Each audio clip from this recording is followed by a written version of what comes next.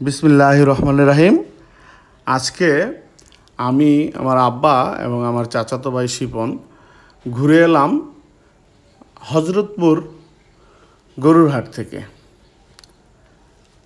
যেটা আমরা পারাগ্রাম হাট নামেও অনেকেই চিনি। তো আমরা ঢালিকান্দি গুদারাঘাট থেকে নৌকা দিয়ে আমরা হাটে পৌঁছেছিলাম। নৌকাতে আসলে আজকের পরিবেশটা খুবই সুন্দর এবং বরাবরের মতোই আমার নদীপথে যাতায়াত করতে খুবই ভালো লাগে। আজকেও তার ব্যতিক্রম ছিল না। তো এখানে দেখতে পাচ্ছি সেই ঐতিহ্যবাহী আগের সেই টানা ব্রিজটা, যার খুঁটিগুলো রয়ে গেছে কিন্তু ব্রিজ নাই। এখানে নদী ভাঙনের কারণে মাটিগুলো সরে গিয়েছে। যাই হোক, এটা আপনারা সবাই জানেন। এখানে একটি নৌকা অনেকগুলো গরু নিয়ে এবং কিছু যাত্রী আছে, হয়তো হাট থেকে গরু কিনে তারা নিয়ে যাচ্ছে। এখানে ঢালিকান্দি ঘাট দিয়ে হয়তো অন্য কোথাও যাবে, অন্য হাটে, কিংবা যারা কুরবানির জন্য কিনেছে তারা নিয়ে যাচ্ছে। তো আজকে ওয়েদারটা খুবই ভালো ছিল, যদিও গরম ছিল, বাট রোদ ছিল না তেমন। ওয়েদারটা খুবই সহনীয় পর্যায়ে ছিল এবং খুব আরামদায়ক ছিল। এখানে আরও একটি নৌকা আমরা দেখতে পাচ্ছি। নদীপথে যাতায়াত করতে খুবই ভালো লাগে। নদী হচ্ছে বাংলার ঐতিহ্যমান প্রবাহমান স্রোতধারা। আমরা যারা গ্রামে থাকি নদীপথের সাথে খুবই পরিচিত। ছোটোবেলা অনেক নদীপথে যাতায়াত করা হতো। এখানে আরও একটি বোট আমরা দেখতে পাচ্ছি, কিছু গরু এবং যাত্রী নিয়ে চলে যাচ্ছে। এটা হচ্ছে আমাদের নৌকাটা।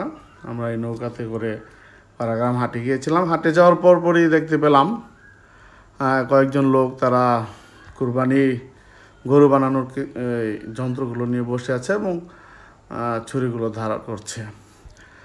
ঘাটে ঢুকেই কিছু গরু বাঁধা দেখতে পেলাম এবং কিছু ছাগল বা বকরি নিয়ে যাচ্ছে, হয়তো কিনে নিয়ে যাচ্ছে বা বেচা কিনা করার জন্য যাচ্ছে। হাটে মোটামুটি ভালো লোকের ভিড় ছিল। শিপন আসছে, আমার কাজিন।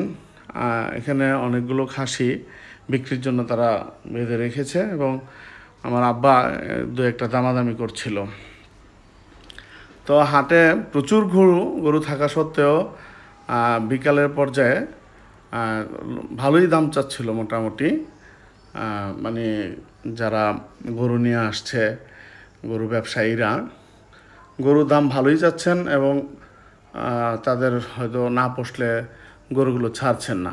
যেহেতু আরও হাতে দু একদিন সময় আছে, এই জন্য মোটামুটি এই গরুটা হচ্ছে হাটের মধ্যে ভালো একটা বড় গরু এবং হাটে প্রচুর গরু ছিল।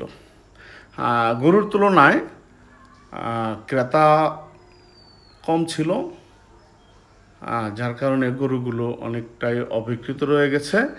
আমি কয়েকজন বিক্রেতার সাথে কথা বলেছি।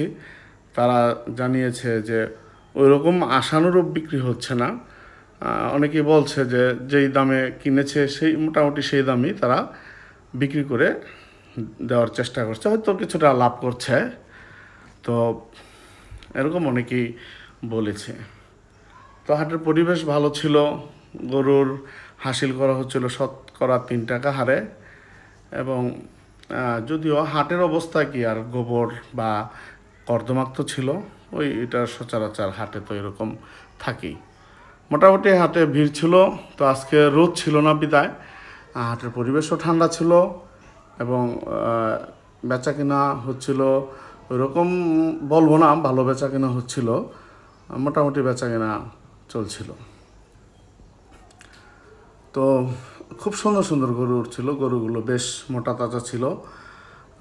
আমরা কয়েকটা গরু দামাদামিও করেছি, কিন্তু আজকে গরু কেনা হয়নি। কত এটা দাম? 7.5 লাখ। 7.5 লাখ একদম নাকি? আচ্ছা আচ্ছা, এটা তো বড় গরু মোটামুটি দেখা যায়।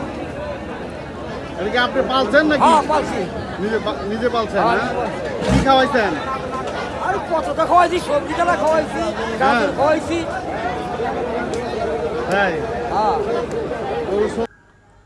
যাই হোক, কিছুক্ষণ হাটে ঘোরাফেরা করার পর একটু গরম লেগে গিয়েছিলো, তাই আমরা আবার একটু নদীর পাড়ে এসে বসলাম। ছায়া ছিল এবং প্রচণ্ড বাতাস ছিল, শরীর কিছুক্ষণের মধ্যে জুড়িয়ে গেল। তারপর আর কিছুক্ষণ ঘুরে আমরা বাড়ির দিকে রওনা দিলাম, কারণ আজকে আসলে দরদামে মিল ছিল না, এই জন্য আব্বা বললেন চল আজকে চলে যাই। তাই আমরা আবার বাড়ির পথে রওনা দিলাম। নৌকাতে করে গিয়েছিলাম, আবার নৌকাতে করে চলে আসলাম। ধন্যবাদ সবাইকে, ভালো থাকবেন, আল্লাহ হাফেজ।